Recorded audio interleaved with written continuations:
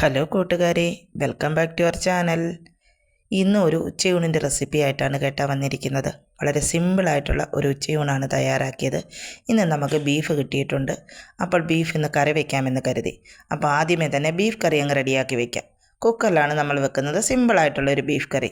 കുക്കറിലേക്ക് ആവശ്യത്തിന് വെളിച്ചെണ്ണ ഒഴിച്ചു കൊടുത്തു. എണ്ണ ചൂടായപ്പോൾ അതിലേക്ക് തേങ്ങാക്കൊത്തിട്ട് മൂപ്പിക്കുന്നുണ്ട്.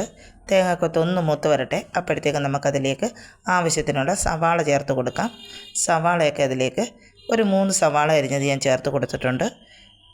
ഇനി നമുക്കതിലേക്ക് ഇഞ്ചിയും വെളുത്തുള്ളിയും ചതച്ചത് ചേർത്ത് കൊടുക്കാം. ഇഞ്ചിയും അതിൻ്റെ കൂട്ടത്തിൽ തന്നെ ഒരു പച്ചമുളക് കൂടെ ചേർത്ത് കൊടുക്കുന്നുണ്ട്. പച്ചമുളകിന് നല്ല എരിവുള്ള പച്ചമുളകാണ് കേട്ടോ, അതുകൊണ്ട് ഒരു പച്ചമുളകേ ഞാൻ ചേർത്തിട്ടുള്ളൂ. ഇനി സവാളയൊക്കെ ഒന്ന് വഴന്ന് വരട്ടെ. പെട്ടെന്ന് വഴരാൻ ഇത്തിരി ഉപ്പിട്ട് കൊടുത്തിട്ടുണ്ട്. ഇനി ഒന്ന് വഴന്ന് വന്നപ്പോഴത്തേക്ക് അതിലേക്ക് നമുക്ക് പൊടികളൊക്കെ ചേർത്ത് കൊടുക്കാം. ആവശ്യത്തിനുള്ള മുളക് പൊടിയും മല്ലിപ്പൊടിയും മഞ്ഞൾപ്പൊടി, പിന്നെ കുരുമുളക് പൊടി, ഗരം മസാലപ്പൊടി എല്ലാം അതിലേക്ക് ചേർത്ത് കൊടുത്തു. ഇനി പൊടികളുടെയൊക്കെ പച്ചമണം മാറുന്നത് വരെ നമുക്ക് നന്നായി ഒന്ന് വഴറ്റിയെടുക്കാം.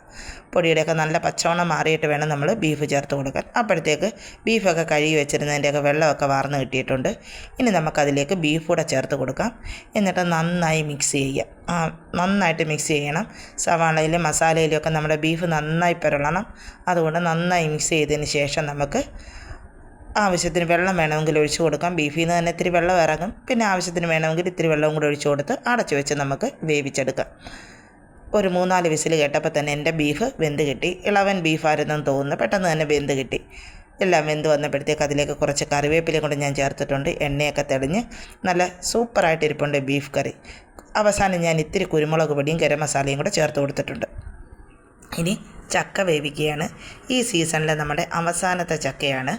ഇനി നമുക്ക് ചക്കയില്ല. അവസാനമായിട്ട് പിടിച്ച ഒരു ചക്കയും കൂടെ ഞാൻ എടുത്തിട്ടുണ്ട്. അപ്പം ചക്കയും ചക്കക്കുരുവൊക്കെ അരിഞ്ഞ് വൃത്തിയാക്കി എടുത്തിട്ടുണ്ട്. ഇനി അതിലേക്ക് ആവശ്യത്തിനുള്ള ഉപ്പ് ഇട്ട് വെള്ളം ഒഴിച്ച് നമുക്ക് വേവിക്കാനായിട്ട് വയ്ക്കാം.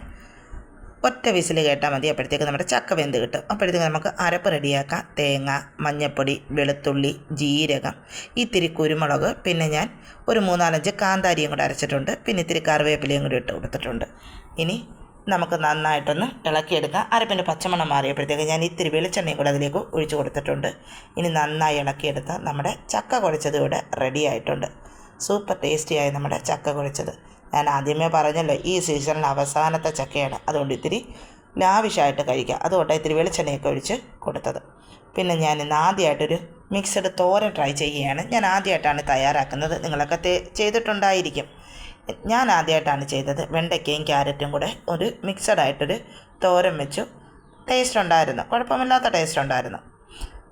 ചെയ്യാത്തവരുണ്ടെങ്കിൽ ഒന്ന് ട്രൈ ചെയ്ത് നോക്കിക്കോ, നമുക്കിഷ്ടപ്പെടും.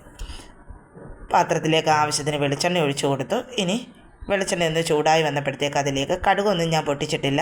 അരിഞ്ഞു വെച്ച ക്യാരറ്റ് ഇട്ട് കൊടുത്തിട്ടുണ്ട്. പിന്നെ ഒരു സവാളയും പച്ചമുളകും ഇട്ട് കൊടുത്തിട്ടുണ്ട്. ഇനി ക്യാരറ്റ് ഒന്ന് വാടി വന്നതിന് ശേഷമാണ് ഞാൻ വെണ്ടയ്ക്ക ഇട്ട് കൊടുക്കുന്നത്. ആദ്യമേ തന്നെ വെണ്ടയ്ക്ക ഇട്ട് കൊടുത്തിട്ടില്ല. ക്യാരറ്റ് പകുതി വെന്തപ്പോഴത്തേക്ക് അതിലേക്ക് വെണ്ടയ്ക്കയും കൂടെ ചേർത്ത് കൊടുത്തു. പിന്നെ ആവശ്യത്തിനുള്ള ഉപ്പ് ഇട്ട് അടച്ചു വെച്ച് നമുക്ക് വേവിച്ചെടുക്കാം. വെള്ളമൊന്നും ഒഴിക്കേണ്ട കാര്യമില്ല, ഇതിൻ്റെ ആവിയിൽ തന്നെ വെന്തോളും.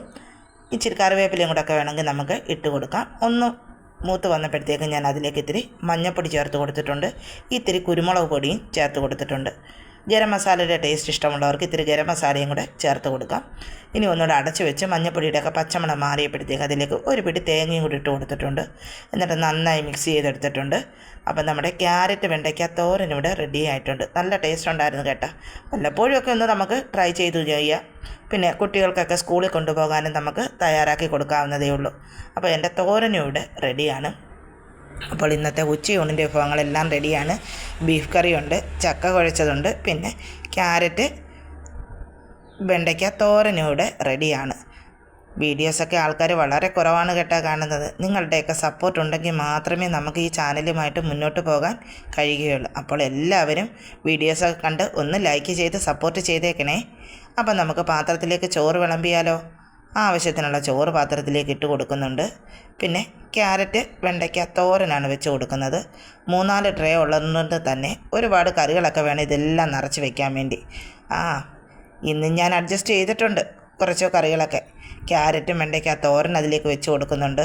പിന്നെ ചക്ക കുഴച്ചത് വെച്ച് കൊടുക്കാം. പിന്നെ രാവിലെ നമ്മൾ ദോശയ്ക്ക് കിഴങ്ങേറിയാണ് വെച്ചത്, അതും കൂടെ അതിലേക്ക് വെച്ച് കൊടുക്കുന്നുണ്ട്. മോന് സ്കൂളിൽ ഇന്ന് കിഴങ്ങേറിയാണ് കൊടുത്തു വിട്ടത്. അത് അതിലേക്ക് കുറച്ച് വെച്ച് കൊടുക്കുന്നുണ്ട്. പിന്നെ അച്ചാറില്ലാത്ത കളിയൊന്നുമില്ല. ഏതെങ്കിലുമൊക്കെ ഒരു അച്ചാർ നമ്മൾ നിർബന്ധമായിട്ടും വീട്ടിൽ കാണും. ഒന്നീ മാങ്ങയോ നാരങ്ങയോ ഇരുമ്പിപ്പുളിയോ ഏതെങ്കിലും ഒരൊക്കെ അച്ചാർ. പക്ഷേ നമ്മൾ ഈ അച്ചാറുകളൊന്നും പുറത്തുനിന്ന് വാങ്ങുന്നതല്ല, വീട്ടിൽ തന്നെ തയ്യാറാക്കി എടുക്കുന്നതാണ് അച്ചാറുകൾ. ഒരച്ചാറും പുറത്തുനിന്ന് വാങ്ങി നമ്മളങ്ങനെ കഴിക്കാറില്ല. നമ്മൾ തന്നെ വീട്ടിൽ തയ്യാറാക്കി എടുക്കുന്നതാണ്. ഇന്ന് ഞാൻ മാങ്ങ അച്ചാറാണ് വെച്ച് കൊടുക്കുന്നത്. ഇരുമ്പിപ്പുളി അച്ചാറുണ്ടായിരുന്നു, അതൊക്കെ തീർന്നു. ഇനി മാങ്ങയും ഏതാണ്ട് തീരാറായിട്ടുണ്ട് കേട്ടോ. സീസണൊക്കെ മാറിയല്ലോ. എന്നാലും കുറച്ച് ഉപ്പിലിട്ട് വെച്ചിട്ടുണ്ട്. ഇത് തീരുമ്പോൾ അതോടെ ഇത്തിരി അച്ചാറിടാം. ഇനി പാത്രത്തിലേക്ക് നമ്മൾ ബീഫ് കറിയും വെച്ച് കൊടുക്കുന്നുണ്ട്. ഇത്തിരി ചാറോട് കൂടിയാണ് വെച്ചിരിക്കുന്നത്. കാരണം നമുക്ക് ചക്കയൊക്കെ തിന്നണമല്ലോ, അതുകൊണ്ട് ഇത്തിരി ചാറോട് കൂടിയാണ് വെച്ചേക്കുന്നത്. അപ്പോൾ എൻ്റെ ഉച്ചയൂണിൻ്റെ വിഭവങ്ങളെല്ലാം റെഡിയാണ് കേട്ടോ. എല്ലാവരും ഊണ് കഴിക്കാൻ വന്നോളൂ. അപ്പോൾ എൻ്റെ ഈ വീഡിയോ നിങ്ങൾക്കിഷ്ടമായെങ്കിൽ ലൈക്ക് ചെയ്യാനും ഷെയർ ചെയ്യാനും സബ്സ്ക്രൈബ് ചെയ്ത് സപ്പോർട്ട് ചെയ്യാനും ഒന്നും മറക്കല്ലേ. അപ്പോൾ ഇന്നത്തേക്ക് ടാറ്റാ.